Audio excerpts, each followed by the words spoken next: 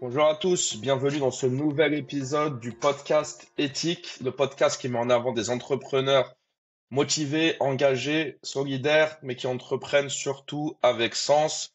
Aujourd'hui, j'ai le plaisir de recevoir Asdin Nepti, qui va nous raconter son parcours, son business, son entreprise. On va parler aussi expatriation, notamment au Maghreb, mais il racontera tout ça bien mieux que moi. Comment tu vas, Asdin? Ça va très bien, très très bien, Djilali. Merci déjà de m'avoir invité. Avec C'est un plaisir. honneur venant de ta part. Et toi, comment ça va, Djilali? Moi, ça va bien. Écoute, en ce jour férié, pour ne rien cacher à ceux qui nous écoutent, il fait beau aujourd'hui. Donc, on se fait un petit podcast pépère et puis après, on profitera de notre journée. Asdin, moi, Sur moi. j'aimerais déjà. Toi, t'es où? Toi, t'es dans quel coin? Rappelle-nous un Je peu, suis sur hein. Lyon. Je suis sur Lyon. Un Lyonnais, d'accord. Ok, saison difficile pour l'OL. Ah, très difficile, très difficile. Après, bon, franchement, entre nous, je suis pas un grand football. Enfin, je suis pas trop le foot, l'actualité du foot. J'aime le foot. J'ai fait du foot pendant de nombreuses années, mais regarder le foot, ça n'a pas été mon truc. Franchement, c'est pas mon truc. Et j'aime pas trop ça. T'évites, t'évites des contrariétés, surtout en ce moment. Mais on va voir le PSG quand même samedi, là. C'est historique. Ouais, voilà, oui, simplement ça. En fait, si tu veux, les grands rendez-vous, je regarde Coupe du Monde, Ligue des Champions, tout ça, mais vraiment que les finales, hein. Et la Coupe du Ouais. Monde, les équipes, notamment l'Algérie, mais sinon, mis à part ça, non. C'est le sport en Asdin, général, hein. ouais, ouais, ouais, ouais. Mais tu nous diras aussi, je sais que tu as été un grand sportif. Avant de revenir sur ton parcours, dis-nous en deux mots aujourd'hui, c'est quoi tes activités? Hmm. Mes activités. Donc aujourd'hui, j'ai un organisme de formation. On intervient auprès des professionnels essentiellement, d'accord?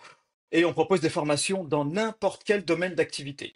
Parce qu'aujourd'hui, on part sur le principe, et c'est une réalité, hein, je pense que Djilali, tu vas me suivre, c'est que n'importe quelle entreprise a forcément un besoin. Que ce soit en comptabilité, que ce soit en gestion du temps, des priorités, que ce soit en management, en vente, etc., etc. Donc, à la base, on est un organisme de formation. Et je dis à la base, pourquoi? Parce qu'on s'est en fait orienté et on s'est spécialisé dans l'accompagnement, finalement pas de professionnels, si des professionnels, mais aussi de particuliers, en fait des personnes qui souhaitent lancer un business. Parce que ça s'est fait en fait naturellement. Des personnes ont commencé à nous demander si on pouvait, en plus de les former dans un domaine bien spécifique, de les accompagner aussi dans le fameux domaine, dans le fameux business. Et ça, on s'est rendu compte. Parce qu'en fait, au fur et à mesure des besoins qu'on recueillait auprès de nos clients ou de nos prospects, en fait, de nos futurs clients, on leur disait oui, c'est bien finalement, tu te formes dans la création d'un site internet ou tu te formes dans telle activité ou dans telle activité, mais est-ce que tu sais entreprendre? Est-ce que tout l'aspect marketing, tout l'aspect entrepreneurial, ce qui veut dire aller chercher des clients, comment communiquer, comment te rendre visible, est-ce que ça tu l'as? Et on s'est rendu compte que finalement 95% des personnes ne l'ont pas. D'accord? Donc on s'est dit, on va proposer, on va créer justement un accompagnement clé en main. Clé en main, pourquoi justement, je vais revenir après, mais vraiment un accompagnement où on va proposer de former les personnes dans des domaines d'activité bien spécifiques qu'ils ont besoin pour leur activité, donc pour lancer un business, et on va les accompagner à lancer ce fameux business. D'accord? Parce qu'il y a deux compétences qu'il faut euh, absolument avoir. Donc, c'est la compétence technique. D'accord, Djilali? Donc, il faut être bon dans un certain domaine. Bien Mais il y sûr. a le savoir entreprendre. Ça aussi, c'est une compétence à part entière. Savoir Bah oui. entreprendre. Et si tu l'as pas, ça va être très difficile. Je vais te donner un exemple tout simple. Euh, je sais que tu aimes bien, toi, Djilali, aussi sortir, manger, tout ça, un peu sortir dans les restaurants. Est-ce Ouais, que le bien sûr. restaurant, tu le choisis uniquement pour la nourriture? Bien sûr que non. Non, non, aussi le cadre, est-ce que je vais être bien installé, l'ambiance, non. Etc., etc. Et c'est exactement ça. Aujourd'hui, c'est pas parce que tu es le meilleur pizzaiolo ou le meilleur cuisinier que tu vas cartonner ou que ton entreprise va réussir. On est bien Mm. d'accord. C'est en Ouais. fait tout le reste qui va faire que ton business va réussir. C'est ta faculté à faire du marketing, à accueillir les gens, à les mettre bien, à avoir ce fameux cadre. En fait, c'est La ça. Et si tu veux, c'est valable. communication, c'est la communication, c'est Et- extrêmement important, hein. Exactement, exactement, Djilali. C'est exact, c'est très important parce que si t'es pas vu, t'existes pas. Et si t'existes pas, bah, tu peux pas générer de chiffre d'affaires. Vous formez, Et vous formez dans quelle discipline? aujourd'hui, nous, on forme, que je te disais, dans n'importe quelle discipline, mais on s'est spécialisé, mais vraiment spécialisé par rapport à cette fameuse demande, dans des business clés en main. Et tu fais bien de me poser la question, c'est que ce soit mes associés et moi-même, on a des domaines de compétences bien spécifiques et on a des parcours entrepreneurial ou entrepreneuriaux, je sais plus comment ça se dit, bien Ouais. propres à nous. D'accord? Et on s'est dit, bah finalement, on peut proposer aujourd'hui des business qui ont fonctionné pour moi, qui ont fonctionné pour mes associés, déjà clés en main. D'accord? Je vais te dire je vais donner un exemple. Moi, j'étais mandataire auto, donc j'ai importé des véhicules d'Allemagne. D'accord? Mhm. Demain, si toi, Djilali, tu me dis, bah écoute, moi je suis un passionné de véhicules et j'ai envie de proposer des véhicules à mes clients, notamment des gros véhicules de prestige qui viennent notamment d'Allemagne, parce que l'Allemagne, pourquoi? Parce que c'est le plus grand parc automobile allemand et c'est là où on retrouve les meilleurs prix. Bah finalement, je vais t'expliquer comment monter ton business, quelle est la formule juridique la plus adaptée, quels sont les fournisseurs, quelles sont la législation et les lois qu'il faut respecter, comment l'importer, etc., jusqu'à comment communiquer pour aller chercher tes clients. D'accord? C'est ça en fait le business clé en main. Ça va être aussi création de site internet. Si tu veux t'expatrier, on en parlera par la suite, tu vas avoir un business qui peut te permettre d'être libre géographiquement. Ce que je vais faire, c'est que on va te former sur comment créer un site internet, même si tu n'as aucune compétence. Il n'y a pas besoin d'avoir de compétences aujourd'hui. Comment créer un site internet, euh, comment le mettre en avant, comment aller chercher tes clients, la forme juridique, comment communiquer, etc., jusqu'à acquérir tes premiers clients. D'accord? Ça va être ça. Et une fois que tu as tout on va dire ce cheminement à 360 degrés, là, si tu veux t'expatrier, va t'expatrier, parce que c'est un domaine qui peut te permettre d'être libre géographiquement. Faire un site internet, aujourd'hui, c'est minimum 1 200 euros. D'accord? 200 Ouais. euros. Djilali, si tu habites, tu vas t'expatrier ou tu rentres, tu fais ta Isra en Algérie, t'es bien. C'est Rien que si tu rentres un client, d'accord? Et pour faire un site internet pour un client avec du no-code, ça prend pas un mois. D'accord? Donc si tu arrives à enchaîner 2, cool. 3, 4 clients, t'as, Il y t'as de a un quoi être confortable. vrai, ouais, ouais, il y a une vraie promesse. Il y a une vraie promesse. C'est bien structuré. Tu formes, t'accompagnes, et ensuite ils s'en vont. Ensuite ils s'expatrient. Euh, Comment on vous contacte? On vous trouve où? On a un site internet. On a un site D'accord? internet où tout est expliqué justement. Ils ont accès aux business digitaux, d'accord? C'est les business qui peuvent leur permettre de s'expatrier. Et il y a les Ouais. business qu'on appelle ça les business physiques qui vont Mhm. de création de pièces auto jusqu'à créer une société d'ambulance par exemple. Ça c'est les D'accord. C'est business quoi le site? physiques C'est quoi le nom et du site? c'est masterbiz.fr qui Ok, est on mettra encore le en. lien. On mettra le lien, ouais. Il est en train de se finaliser. Normalement, il est OK là, normalement aujourd'hui ou ce soir, parce qu'on a D'accord. ajouté justement, on a fait des mises à jour sur le site. Et donc voilà, c'est vraiment de proposer un vrai business clé en main et pas simplement une formation où on te dit, bah écoute, aujourd'hui, tu as une compétence, allez maintenant, on va chercher des clients. C'est pas comme ça que ça se passe. C'est pour ça qu'aujourd'hui, 80%, voire 90% des entrepreneurs, ils échouent. C'est parce que tu as une compétence, mais tu sais pas entreprendre. Et nous, c'est cette problématique qu'on résout. Ok, puis de toute manière, on peut te trouver sur LinkedIn hein, si on a envie de te contacter. Asdin Nepti. C'est ça. Nebti. Sur Euh, LinkedIn, sur Instagram et sur Facebook et sur TikTok. Ah ouais, partout. Bah, il faut le suivre partout parce qu'il donne des vrais conseils. Et je sais que l'expatriation, c'est un vrai sujet aujourd'hui pour beaucoup de monde. On est beaucoup, quand je dis on, c'est pas forcément moi tout de suite spécifiquement, mais bah, nous, les gens issus de l'immigration, ceux qui avons des origines, Maroc, Algérie, Tunisie, on est quand même beaucoup aujourd'hui à voir les avantages et les développements de nos pays d'origine et à se poser la question, est-ce qu'on n'irait pas au moins essayer l'aventure là-bas. Et pour ça, c'est clair que tu peux nous aider. J'aimerais que tu nous parles de toi, Asdine, ton parcours rapidement, assez rapidement. T'es né où? C'est quoi ton parcours scolaire? Comment t'es arrivé à créer ta société aujourd'hui? Très, très, très, très bonne question. Justement, en fait, mon parcours, il va être directement lié. Moi, je suis un Lyonnais, mais vraiment pur et dur. Je suis de Saint-Priest, donc je suis né à Saint-Priest même. Et j'ai eu un parcours, mais vraiment scolaire chaotique. Mais vraiment, vraiment chaotique. Et avec du recul, j'ai pu comprendre pourquoi j'ai eu ce fameux parcours scolaire assez. Tu sais, Djilali, pour la petite anecdote, je me souviens encore de l'odeur des couloirs froids de la maternelle quand ma mère elle me posait à l'école. Ah ouais. Tellement je détestais ça. Non, mais sérieusement, tellement je détestais ça. L'environnement, le cadre, tout ça, c'était vraiment pas fait pour moi. C'est pour ça que j'ai eu du mal. J'ai traîné ça jusqu'à, je crois, moi j'ai un niveau bac pro électrotechnique. Puis par la suite, j'ai passé un bac plus 2 technico-commercial. Mais j'y reviendrai après. Donc j'ai toujours détesté l'école. Donc l'école, c'était quoi? C'était la cour de récré. Je venais pour m'amuser, pour rigoler, voilà, faire des bêtises, comme un peu être un peu turbulent. Et, euh, et dès que j'ai pu, j'ai arrêté. J'ai arrêté, je me suis rendu compte que finalement, arriver dans le monde du travail sans aucun diplôme, c'est très difficile. Être préparateur de commande ou faire de la livraison, c'est bien, mais pour moi, ça m'allait pas. Tu sais pourquoi Djilali? C'est Ouais. pas la paye c'est vraiment la reconnaissance.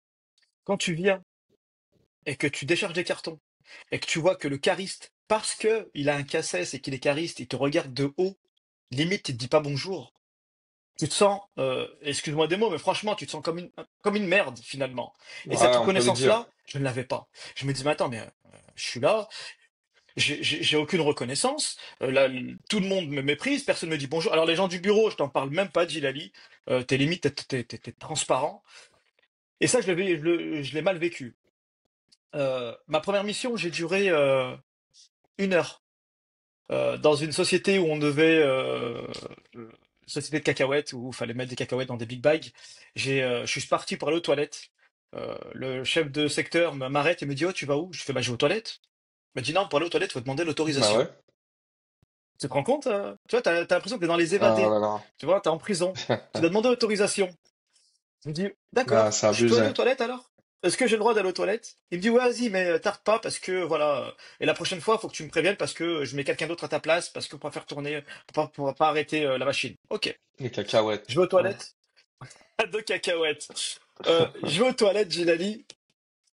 Je reprends mes baskets, je jette mes chaussures de sécurité et je saute le portail. Et j'appelle mon frère, je lui dis, viens me chercher. Directement.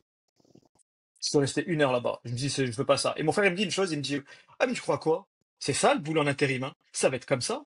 Donc, il faut que tu t'y habitues. Super. Et ouais, je lui dis ça, bah super. Bah effectivement, c'était à peu près ça. C'était à peu près ça.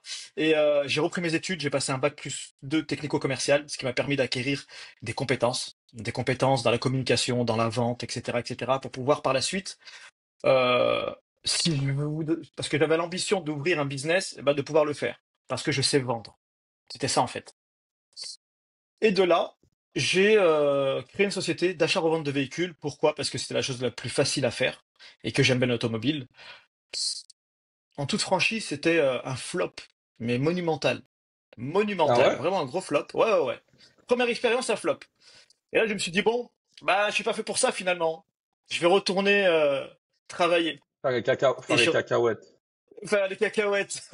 Mais à ce moment-là, j'étais commercial. Donc, allez, je suis parti aller revendre des solutions.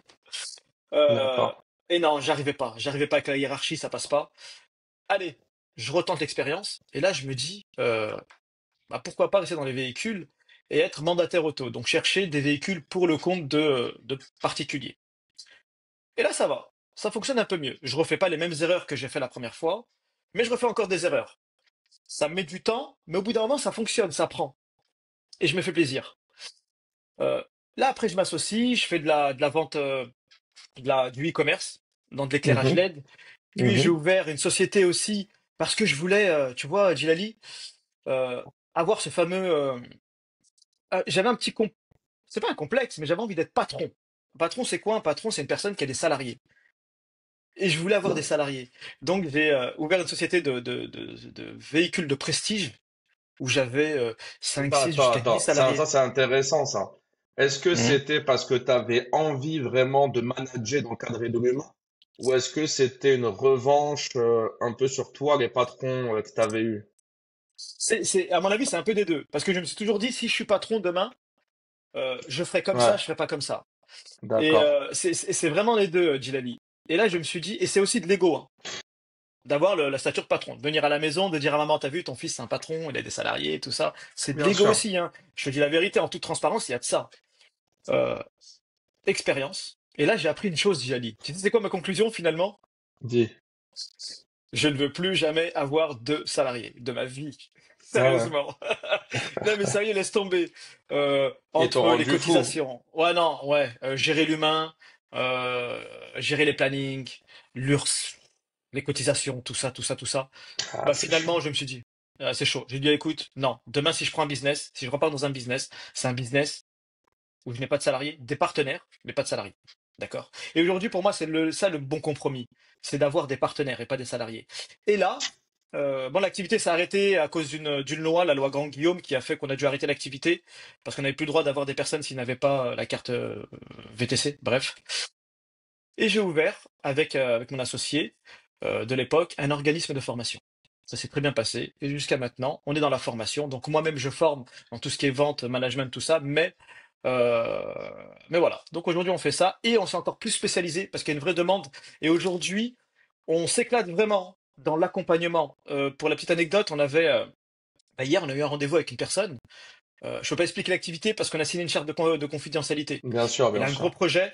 Et là aussi, quand je lui ai expliqué, enfin, on lui a expliqué que oui, on est là, on va créer ton site internet. On va le créer de A à Z. Mais une fois qu'on l'a créé, comment tu vas t'y prendre? Ben, il a compris que finalement, il avait besoin de se faire accompagner. Là aussi, dans le côté entrepreneurial, dans la visibilité, dans aussi les prises de décision, dans la façon de mettre en place les choses, acquérir les premiers clients, tout ça, tout ça. Et Bien finalement, et sûr. normalement, on va l'accompagner là dans son grand projet. Juste pour donner un peu plus de billes sur ce que vous faites, la partie site web, c'est quelle techno que vous préconisez? C'est quoi? C'est du no-code? C'est... Ça dépend. Maintenant, toi, Djilali, tu me dis, écoute, je suis salarié ou pas, ou même t'es en recherche d'emploi, tu me dis, je veux un business. Ouais, Et digital qui veut me permettre par la suite de pouvoir m'expatrier ou pas, ou de rester en France. Mais je veux un business que je peux rapidement mettre en place. D'accord? Bah, fais de la création de site internet. Là, on va te former dans quoi? Dans du no-code. D'accord? Parce que t'as pas beaucoup de connaissances. Et c'est accessible à tout le monde. Et c'est une solution que tu peux vendre. Par contre, comme la personne qu'on a vue hier, c'est un site qui est vraiment élaboré. Là, on peut même pas lui proposer du WordPress. Tellement que le site, en c'est fait, quoi? Ouais, peut-être c'est du e-commerce, un truc comme ça. c'est plus que du e-commerce. C'est beaucoup plus que du e-commerce. C'est vraiment une grosse plateforme. Et on peut même pas lui proposer du WordPress. Donc là, en fait, on va lui proposer une solution comme mon associé. J'ai la chance d'avoir un associé qui est dans l'informatique et qui est vraiment calé dans l'informatique. Donc, on va mettre en place justement ça. Je pourrais pas te répondre quelle est la technologie parce que c'est pas mon domaine. C'est pas mon domaine Pas et de je vais dire souci, une non, connerie. c'était pour Mais, avoir un peu de... ouais. Mais c'est vraiment en fonction de ça. Non, c'est une très bonne question parce que ça va être en fonction des projets. Une personne qui nécessite un WordPress, on va le former sur WordPress. On a eu justement un client qu'on a accompagné qui fait du e-commerce, Djilali, et il passait par une personne qui s'occupait de son site WordPress. Il en avait marre de courir derrière lui parce que pour modifier des éléments, il mettait du temps. Il est venu nous voir en disant, bah écoutez, moi je veux que vous me formiez sur WordPress, sur ce site-là, pour que je puisse l'administrer moi-même et apporter les modifications. On l'a formé là-dessus, D'accord. tout simplement. Donc Asdin, voilà, donc le champ d'action est assez large. Oui, tu es algérien d'origine. algérien d'origine, D'où ça en Algérie? de Constantine et de Oran. Constantine et Oran, d'accord. Et aujourd'hui, on avait un petit peu parlé. Toi, tu penses à l'expatriation. Je pense beaucoup à l'expatriation et je vais normalement dans pas très longtemps m'installer en Algérie, notamment sur Alger. Tu te rends compte, un Constantinois c'est ma mère qui est de Oran, qui va, et je vais souvent à Oran, qui finalement va s'installer à Alger. Et Alger, c'est vraiment le bon compromis. C'est au Et centre. c'est au centre, exactement, donc ça reste quand même le bon compromis. Et même en termes de personnes comme moi, issues de l'immigration qui veut revenir en Algérie, euh, Alger, c'est la première fois que j'ai été, franchement, j'ai vraiment pas été séduit par la ville. Je suis venu l'été, j'ai pas aimé. Trop de monde, tout ça. J'étais au centre-ville, j'ai vraiment pas aimé. Et lorsque je suis revenu avec ma femme, on a vraiment visité Alger, on a vraiment regardé, pas avec un œil de touriste, mais vraiment en se projetant. Et là, vraiment, on s'est dit, ok, d'accord. Alger, quand même, il y a énormément, énormément d'opportunités, opportunités business et un cadre de vie que, franchement, qu'on ne peut pas retrouver en France. Par rapport à quoi? C'est quoi que tu peux pas retrouver en France?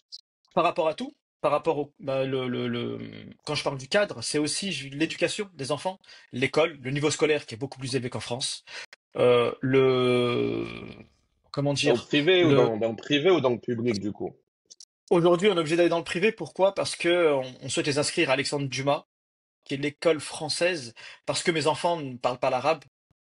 Le temps qu'ils puissent justement apprendre l'arabe, le comprendre. Là après on va les mettre dans une école 100% entre guillemets algérienne. Mais D'accord. comme ça fait, je crois, 2 ans que l'Algérie a supprimé carrément le français du programme scolaire, enfin, la langue française, ça va être difficile pour eux d'intégrer les écoles algériennes. C'est pour ça C'est sûr. qu'on les a mis sur Alexandre Dumas. Ça va être aussi, quand je te parle de cadre de vie, c'est vraiment tout, l'ensemble. Ça va être la qualité de vie, le rapport humain, d'accord? Lorsqu'on est là-bas, on sent que les gens sont beaucoup plus apaisés. Ça va beaucoup plus doucement qu'ici. T'apprécies beaucoup plus la vie. Tu l'as ressenti ça, Djilali? Je vois que t'acquiesces justement ce que Ouais, je bien dis. sûr, bien sûr. Est-ce que ton modèle, c'est un peu entre l'Algérie et la France, ou peut-être entre l'Algérie, la France et encore un autre pays? Aujourd'hui, ça va être entre l'Algérie et la France. Je vais pas me détacher de la D'accord. France parce que justement, j'ai mes clients qui sont en France. J'ai ma famille encore, qui sont en France, hein. Enfin, quand je parle de famille proche, j'ai ma mère, mes frères, tout ça, qui sont en France. Donc, et c'est pour ça qu'Alexandre Dumas aussi, c'est un bon compromis parce que il se calque aussi aux vacances scolaires français. Donc finalement, pendant les vacances, on pourra venir justement revoir la famille. Et, euh, et c'est vraiment, dans un premier temps, Algérie, France, parce que mon business reste en France, et c'est exactement le modèle que je propose, que je propose à mes clients finalement. C'est de pouvoir générer de l'euro et habiter en Algérie. Et Ou au moi, ça va être ça. Maroc, Ou au Maroc ou en ou en Tunisie. Tunisie. Exactement, c'est ça. Parce que le fait de pouvoir générer de l'euro et d'être au Maghreb, mais c'est, comment dire, j'allais dire, c'est presque de la triche. C'est financièrement, tu vois, t'apportes, tu fais un gain financier et au niveau du coût bah, tu vois, au niveau du coût de la vie et j'ai oublié le terme. Comment on appelle ça? La Euh, qualité de vie, le pouvoir d'achat. le pouvoir d'achat. Exactement, Djilali. Voilà, Mhm. au niveau du pouvoir d'achat, finalement, euh, pour 2 000 € en Algérie, tu vis, mais comme un roi. Comme un roi. Ah, pour l'anecdote, moi, enfin, c'est des chiffres réels. J'ai déjà un logement en Algérie, qui est un bon logement, qui est à Cheraga, donc c'est un quartier d'Alger qui est à ses côtés. Je suis dans l'avenue principale. Là, on retrouve le KFC, il y a un Otakos, il y a tous les magasins. Je suis pas loin de Garden City. Je paye 550 € dans un truc qui est super moderne et dans un logement meublé. Je viens Gé- uniquement avec mes habits, tu vois? Génial. Tu vois, à ce prix-là, un non meublé, tu peux trouver un non meublé à 300 euros, à 300 € là-bas, dans le Après, je coin. crois Et que en termes de pouvoir d'achat, l'Algérie, ça reste optimal. Le Maroc, c'est un peu plus cher quand même, je pense, hein. Maroc, c'est un peu plus cher. C'est un peu plus cher. Tout dépend du coin où tu vas Mais t'installer. on Euh, parle à l'équivalent. Tu me dis comme Alger, une belle avenue. Je vais te dire à Marrakech, une belle avenue, ou à Casablanca, une belle avenue. Moi, je t'ai dit Cheraga, je t'ai pas dit que j'étais à Alger Centre. Maintenant, tu vas à Alger D'accord. Centre, tu vois, tu vas dans un logement haussmannien, c'est l'équivalent de ce que tu peux trouver à Marrakech au centre-ville. Ouais, C'est on est des dans prix les qui 1000 sont euros là déjà. exorbitants. Plus, Non, non, t'es beaucoup plus jali. Beaucoup plus. plus que 1 000 euros. C'est exorbitant. Et c'est pour ça qu'il y a eu, et tu peux bien dire ça, il y a un petit son de cloche qu'on entend des fois sur les réseaux sociaux de personnes qui disent, oui, vous pensez que le Maghreb, c'est l'Eldorado, vous pensez que vous allez vivre à l'européenne pour pas cher. Il faut, je l'ai vu ça, 5 000, 7 000 € par mois pour vivre au Maroc. Mais c'est quoi cette absurdité? Parce que Zerma, ces gens-là, quand ils étaient en France, ils vivaient, tous les jours, ils sortaient dans des gros restaurants parisiens. Tous les jours, ils allaient Ils faire habitaient à Haussmann. exactement, ils allaient faire de l'équitation, ils faisaient du quad, ils faisaient du parachute tous les jours. Non, non, non, non. Ces personnes-là, ils habitaient, comme la plupart de nous, dans des logements. Moi, j'habite dans un quartier. Je suis pas dans un logement HLM, mais je suis dans une résidence. Voilà. Généralement, on est comme ça, nous, en règle générale, où on habite Oui, dans un quartier, où on est dans une résidence, ou pour certains, ont des villas dans des... Voilà. Mais on n'est pas dans des beaux quartiers, et on fait pas des activités de tous les jours. Nos enfants font pas de l'équitation, ils font pas des grosses activités. Voilà. Et quand on dit de ramener ce modèle européen, c'est de vivre modestement, parce qu'ici, on vit modestement, dit Lali, hein, en France, hein. On vit pas simplement. la vie. On vit simplement, ouais, c'est même plus que ça, oui, c'est simplement, vivre simplement, mais, euh, mais au Maghreb, tout simplement. On va pas chercher. de venir à vivre. Parce que ce soit n'importe où, hein, tu vas à Tombouctou, tu vas au Guatemala, en 2 jours, tu peux flamber 1 million, 10 000 euros, hein, si tu Ah veux. Hein. oui, ah oui. Bah, moi, quand je vais en vacances en Algérie, je vais pas dire combien je dépense, mais je dépense des montants différents d'autres personnes parce que les vacances sont pas les mêmes. Parce que certains vont beaucoup manger chez la famille, alors que moi, je vais manger beaucoup au resto. Mhm. Parce que moi, je vais faire 5 6 villes. Ça dépend de la voiture que tu vas prendre. J'ai fait un trip au désert. Donc, tu peux dépenser en Algérie beaucoup d'argent aussi, tout comme tu peux vivre très bien. Avec 2 000 euros, tu peux vivre très très bien. Et tu Soyons vis, clairs. il y a une personne que je suis sur les réseaux sociaux qui s'est installée justement, et du côté d'Alger. Son loyer, il est 200 euros. 200 euros pour un T5. Et il calculait, il est là-bas, hein, et il disait que pour 800 euros par mois, avec les écoles compris, hein, le coût de l'enfant, de son gamin, par mois, tu vis super bien. Et c'est ça aujourd'hui. Mais simplement, comme tu l'as précisé, en J'ai cherchant pas coaché, d'aller vivre. ouais, j'ai coaché un gars d'ailleurs euh, dans l'aide pour trouver une mission et il a trouvé. Donc, il a du 100% télétravail. Lui, c'est un développeur et il est à Ouais. Alger. Pour la petite histoire, c'est même pas. Il est pas algérien d'origine. Sa femme, elle est à moitié algérienne et du coup, ben, c'est le roi du pétrole là-bas. Je te laisse imaginer. Et ça fait plusieurs années qu'il est là-bas. Et oui, pour lui, il n'y a même pas de sujet de revenir. Il est très très bien là-bas. Quand tu ajoutes le facteur religieux, qui En est quand plus, qu'on n'a même pas évoqué, hein, c'est ouais, qui qui est est très très important. dans notre communauté, c'est important, mais même pour tous les musulmans de France, hein, que ce soit des Maghrébins, des Africains subsahariens, des Asiatiques ou quoi, euh, c'est vrai qu'il y en a qui ont cette volonté de pouvoir vivre leur religion en toute liberté. Euh, c'est pas pareil. Évidemment, en France, on peut pratiquer, il y a la liberté de culte. Quand on est au Maghreb, c'est tout de même, bah, il y a le Eddin dans la rue, tu vois. Il y a l'appel à la prière, il y a des mosquées à tous les coins de rue, des grandes mosquées, des vraies mosquées. C'est normal. C'est des pays musulmans. La France est un pays laïque, soyons clairs. Mais pour certains, cet amour du culte et de la religion est plus grand, et c'est un motif supplémentaire qui te donne envie d'aller réhabiter là-bas, en fait, ou d'habiter, tout simplement. Et tout simplement, et je vais évoquer un truc justement, c'est une très très très bonne chose que tu viens de soulever, Djilali, par rapport à la hijra. Mais avant ça, j'étais avec un ami à moi. On était sur Alger il y a pas très longtemps. On est parti justement pour prospecter et chercher justement un business sur place. Et lui aussi, hein, s'il n'y a pas une personne qui veut s'installer en Algérie, il est même pas algérien pour dire, mais il veut rester en France, monter son business en Algérie. Moi, comme je suis en Algérie, je pourrais, comme je suis sur place, surveiller et veiller au grain.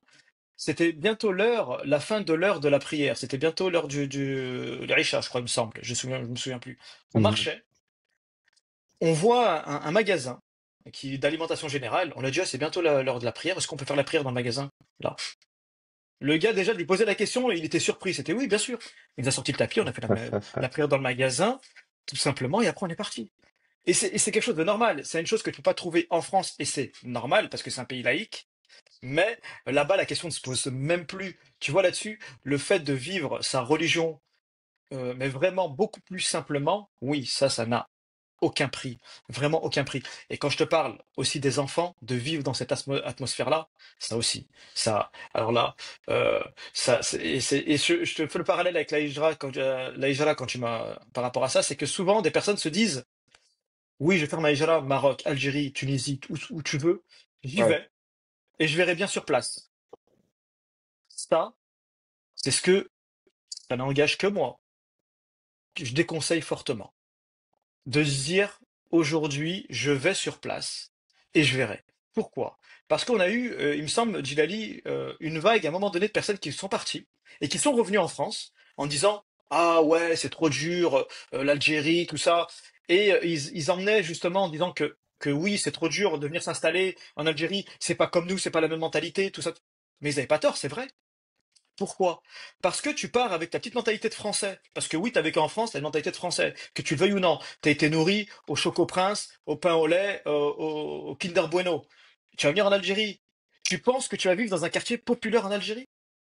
avec et imposer et comment dire et te fondre avec la mentalité et tout ce qu'il y a, parce qu'il y a des bons côtés, mais aussi les mauvais côtés. Non, c'est pas comme ça que ça fonctionne.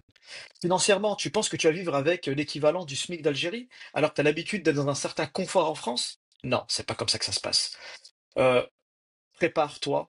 Et c'est là où justement, et c'est le message que moi je délivre, c'est tu veux faire ta hijra, tu veux t'expatrier à Dubaï ou je ne sais où, crée ton business en France. Fais en sorte qu'il soit viable, commence à générer de l'argent et des clients. Après, va t'expatrier. J'ai parlé d'éthique tout à l'heure, ça fait partie de l'éthique. Si demain, une personne vient avec un projet et qu'on sent qu'il est bancal, on va pas l'accompagner. Vraiment pas. Ouais, Pourquoi? Pour lui, mais surtout pour nous. Parce que on a des comptes à rendre et on va pas envoyer des gens au casse-pipe. bien sûr, bien sûr. Et je veux qu'on revienne un petit peu sur ta jeunesse. Tu vois, à Lyon, tu nous as pas dit beaucoup de choses finalement. Tu nous as dit un peu l'école, c'était pas trop ton truc, ça t'intéressait pas. Pas mal de sport à côté. La fratrie, c'est combien chez vous? Combien de frères et sœurs? 3 frères, une sœur. T'es le plus petit, le plus... Non, je suis au milieu. Je suis au D'accord. milieu. Pas la place la plus évidente, mais c'est ce qui Non, au permet aussi milieu, c'est... de... Tu dirais que t'es le plus... celui qui a le caractère le plus affirmé ou pas du tout finalement? Peut-être, peut-être. Euh, Tu sais, pour justement par rapport à ça, je disais il y a pas très longtemps, j'en parlais avec ma mère, je disais écoute, regarde, moi j'ai un frère, il est dans le transport, un autre qui est dans la chimie, un autre qui est VTC, Il y en a d'accord? il y en a qui ont fait des études poussées. Non, non, non, on n'a pas eu vraiment d'études poussées et D'accord, parce que quand j'ai non, entendu non, franchement, chimie, je me suis dit peut-être... non, non, même pas, il y a pas besoin. Tu sais que moi non, aussi, hein, je suis passé par la chimie, hein. Tu sais, ma femme, elle d'accord. m'appelle le caméléon. Je suis passé par la chimie parce que je travaillais en 5-8. Et 5-8, c'est 5 jours de travail, enfin, 5 ou 6 jours de travail, 4 jours de repos. Ce Ouais, qui fait que et ça me permettait en fait d'avoir un business. euh, Mon travail de salarié, c'était mon deuxième job. Et pendant mes 4 jours de repos, en fait, j'avais mon business. D'accord? Ça me permettait d'avoir 2 salaires et 2 rentrées d'argent. En fait, j'ai fait ça j'ai fait ça pendant 4 piges, pendant 4 ans. Et je disais à ma mère, écoute, c'est pas bizarre, je fais, t'as un fils qui est dans le transport, l'autre qui est dans la chimie, un qui est VTC, et t'en as un qui a fait tout ça. Parce que moi, j'étais dans la chimie, j'ai ouvert une boîte dans le transport, j'avais une société dans les VTC. Et aujourd'hui, parce qu'en plus de ça, je suis aussi intervenant, hein. Je suis intervenant formateur prof dans des écoles de commerce. C'est aussi bien ça. sûr. Et tu vois, c'est un peu l'ironie pour en revenir justement un peu à mon parcours. Pour une personne qui déteste l'école, qui a eu un mauvais rapport avec l'école, bah finalement, il a fini prof.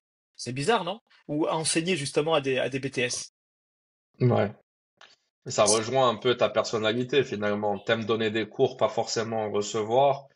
T'aimes manager plutôt qu'être managé. Finalement, c'est ta personnalité. Mais moi, ce qui m'intéresse, c'est tes frères et sœurs, ta maman, si tu t'as toujours ta maman, ton papa. Mon papa, Allah yarhamou, il est décédé, mais j'ai Voilà, toujours nous, ma t'as maman. ta maman. Et ils en pensent quoi de ton envie d'expatriation? Ils ont les mêmes envies aussi ou pas du tout? Oui, tu sais quoi, mais tous à 100%. Mes frères, ils ont tous cette envie de s'expatrier, on en parle beaucoup, et ils sont bloqués. Parce qu'ils ont des métiers qui leur permettent pas de s'expatrier. D'accord? Donc ils sont bloqués. Mais ils ont tous cette envie-là. Et ils comptent, limite, on en a discuté, hein, et comme je te disais, moi aussi, c'est de faire un business en Algérie. C'est vraiment de contribuer aussi de ma manière à créer de la richesse en Algérie. Je vais la créer par défaut parce que même si c'est des euros, je vais quand même consommer en Algérie, d'accord? Bien sûr. Mais je vais aussi créer un business sur place. Je vais en créer un, si je peux en créer deux, j'en crée un deuxième et créer de la richesse vraiment en Algérie. Et pourquoi pas aussi faire en sorte que ben, mes frères puissent investir dans ces fameux business pour leur permettre de venir, s'ils ont après envie vraiment de venir. Moi, je vais être en fait le crash test en fait de la maison. J'ai toujours eu un peu ce Ce rôle-là de rôle. crash test. Mhm. Voilà, un peu la tête brûlée, le crash test. Vas-y, vois si ça se passe bien, nous on vient. C'est D'accord? bien Et moi, ça de... me dérange pas. Le truc, c'est qu'on est né en France, tu vois. Donc, on a grandi en France. Et la question, c'est quoi la France finalement? Tu vois, c'est quoi la France des années 50? Il y en a certains qui vivent dans cette nostalgie de retrouver la France avant l'immigration. Ça n'arrivera Mhm. pas, en fait. Tu vois, moi, je pense qu'il faut être clair. avec eux, même si je doute qu'ils nous écoutent. Euh, Ça n'arrivera pas. La France a évolué, la France a pris un chemin où elle est multiculturelle aujourd'hui. J'ai, bon, moi je suis du 9-3, tu vois, 93. Donc, si tu veux, j'ai grandi dans des villes, mais on constate aussi l'évolution. Où finalement aujourd'hui, il y a de moins en moins de blancs, on va parler cru, de Français de souche. Et il y a de plus en plus dans ma ville, bon, même moi j'habite dans une résidence, machin, j'ai acheté mon appart, mais je suis plus dans la cité-cité, mais je reste dans une ville où il y a des cités, tu vois.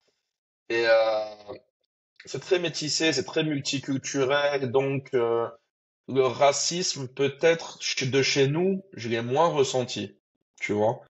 La discrimination, il y en a, évidemment. Moi, contrairement à toi, j'étais très scolaire et je me suis fait par les études, bac, université, grande école. Euh, mais grande école aussi, j'avais pas d'argent pour la payer, donc j'ai dû à tout prix trouver une alternance. Ce qui fait qu'à 18, enfin même avec l'alternance, j'ai commencé à la fac. Moi, à 19 ans, je commençais à bosser à la défense, tu vois. Mais j'ai eu de la chance parce qu'on m'a donné ma chance. J'en ai eu un entretien pour trouver une alternance, alors qu'il y avait un centre qui nous aidait. J'en ai eu un. Après, parce que je présente bien, j'ai la tchatche aussi, ils m'ont donné ma chance. C'était chez IBM à l'époque et je les remercie. Euh, il y a de la discrimination, c'est évident. Il y a des tests qui ont été faits avec des CV, avec différents noms. C'est un fait. Il est là. Moi, je dirais pas que je me sens pas français. Mais tous les avis sont corrects, hein. Il n'y a pas de bonne ou de mauvaise réponse. Je me sens algérien, de par mes racines, mes origines. Je suis à l'aise avec les codes là-bas. Tu vas me balader en là-bas, prendre un latte ou un café presse dans le café en bas avec les amis ou la mosquée ou tout ce que tu veux. Mhm. Mais je me sens français, mais pas d'une France rétrograde, nostalgique que je n'ai pas connue ou la France des campagnes que je connais pas non plus. La France, elle est multiple. Mais moi, je me sens français de cette France multiculturelle des banlieues où finalement c'est la seule que j'ai connue. Et je sais pas si c'est la jeunesse ou l'insouciance, j'ai l'impression que de mes 0 à 20 ans, on s'en foutait de ça en fait. Il y a peut-être eu le truc de 2001, tu vois, septembre 2001, il y a eu 2015 qui a les attentats, machin, qui ont enfoncé le clou. Et c'est sûr que dans la télé, dans les médias, on est la bonne cible, on est la bonne cible et on le sait très bien hein, pour les musulmans ceci, les musulmans cela, dès qu'il y a un truc. Mais je me sens français de cette France, tu vois, du Club Dorothée, de, euh, des banlieues, la France des banlieues qui est la nôtre, tu vois, Mhm. avec ses arts, ses artistes, euh, tu vois, nos sportifs, nos humoristes, nos intellectuels aussi. Je sais ce que tu vas dire. On veut nous représenter avec les, je suis d'accord, avec les Non, parce sportifs que et, quand tu as dit nos sportifs, tu as vu le traitement médiatique de nos sportifs. Et tu vois, c'est là, je veux rebondir là-dessus. Benzema, Nasri, Ben Arfa, tout ça. Zidane, c'est redevenu un Algérien lorsqu'il a mis le coup de tête, hein. Et tu vois, c'est ça en fait, Gilali. Moi, je comprends ce que tu dis, et je le comprends vraiment. Tu sais, moi pareil, j'ai ma belle-sœur qui est aujourd'hui freelance. Elle a fait une alternance, ils l'ont pris directement. Aujourd'hui, elle gagne très bien sa vie, elle est bien, il y a aucun souci. Mais après, quand c'est vraiment des parcours qui sont propres à chacun. Moi, je te le dis, ma femme elle m'appelle le caméléon. J'ai fait caméléon, pas par rapport c'est vraiment par rapport à la série Le Caméléon je pense que tu dois Jarod, connaître ouais. Jarod, exactement par rapport à Jarod. Jarod. J'ai fait plein de métiers. J'ai fait plein de métiers. J'ai vu et j'ai été dans plein de statut social, on va dire, de professionnels, aussi bien ouvrier que cadre. J'étais du côté ouvrier, mais aussi du côté des bureaux. Et j'ai vu comment tout est pas tout rose. Il y a plein de choses encore à faire. Il y a plein de mauvais côtés, comme dans tous les pays du monde. Et je vais pas venir, moi, avec ma petite mentalité de français aussi, parce que oui, j'ai une mentalité de français. J'ai été éduqué avec ça, d'accord? Et j'ai ma part de France en moi, et c'est normal, hein. Je reviens à ce que tu veux dire, Djilali. J'ai grandi aussi comme ça, comme toi, on a à peu près le même âge. on a grandi, je pense, pareil, avec, tu parles du Club Dorothée, tout ça, les maisons de quartier, tous ces trucs-là, et on n'a pas pensé à ça pendant de nombreuses années. Et c'est vrai, et je te rejoins là-dessus. Lorsque je vais venir en Algérie, et bien sûr, il va falloir que, c'est moi, il va falloir que je m'intègre. Que je m'intègre. Et je vais pas imposer des choses là-bas. Vraiment pas. J'ai pas la prétention de le faire. D'accord? Et je vais pas le faire. Il va falloir que oui, qu'il y ait un moment, un sas où je dois m'habituer et essayer d'enlever tout ça. On approche de la fin. Ce que je voudrais dire, c'est que je donne une petite note positive. Il y a beaucoup de gens qui voient les négatifs, c'est-à-dire des deux côtés de la Méditerranée. Tu as des gens avec qui tu peux parler qui sont pas allés en Algérie depuis des lustres. Aujourd'hui, quand tu vas avec tes moyens, ta voiture, etc., tu peux visiter. Moi, je veux dire que ça se passe très bien. Je veux dire que il y a une sécurité, il y a la police, il y a les gendarmes, ils sont fortement présents. Je veux dire que parfois, c'est aussi nous qui faisons n'importe quoi sur la route. Donc, ce que tu fais pas en France, pourquoi tu vas le faire là-bas? Et malgré tout, je trouve il y a beaucoup d'indulgence. Par exemple, de la sympathie des policiers quand ils vont t'arrêter. Ça, c'est mon ressenti et que d'autres partagent. Le truc de oui, le policier, il va t'embêter, il va te... Moi, c'est l'inverse. Il y a une tolérance, une indulgence, on rigole. Après, à nous de pas faire des infractions, à nous de pas faire n'importe quoi. Mais il y a une méga tolérance et ça, j'apprécie beaucoup.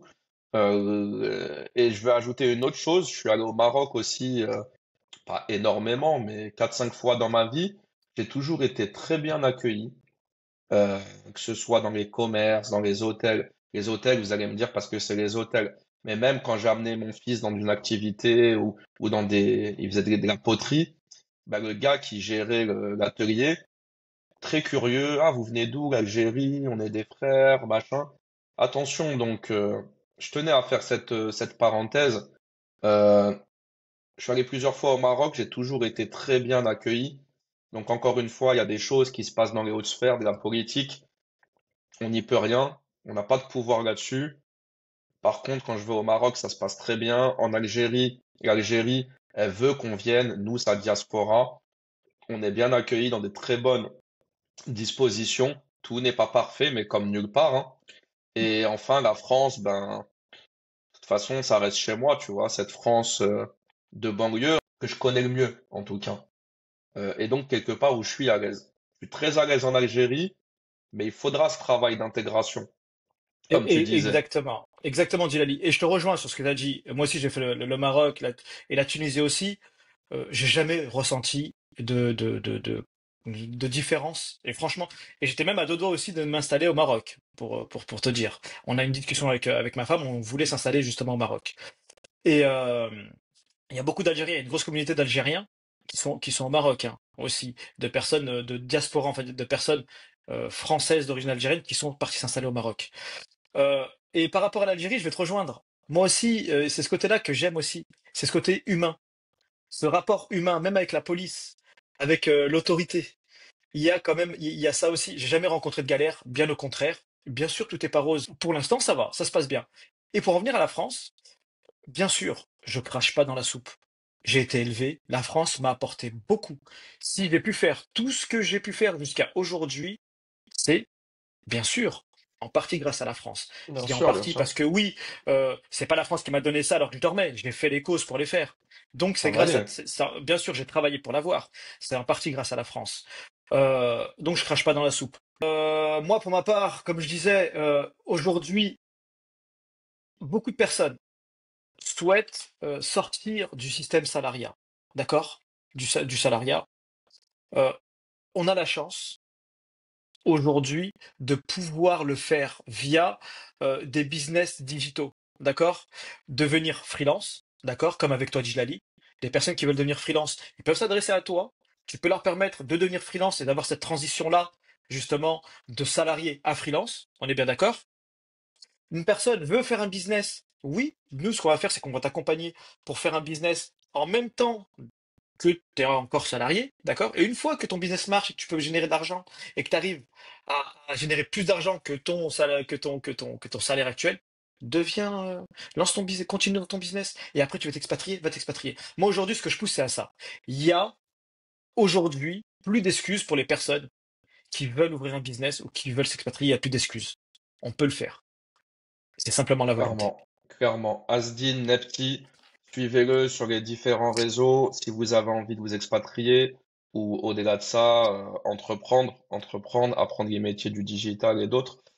Merci beaucoup, Asdin, c'était un plaisir, cette discussion, Merci à ces échanges. toi. Plaisir partagé, Djilali.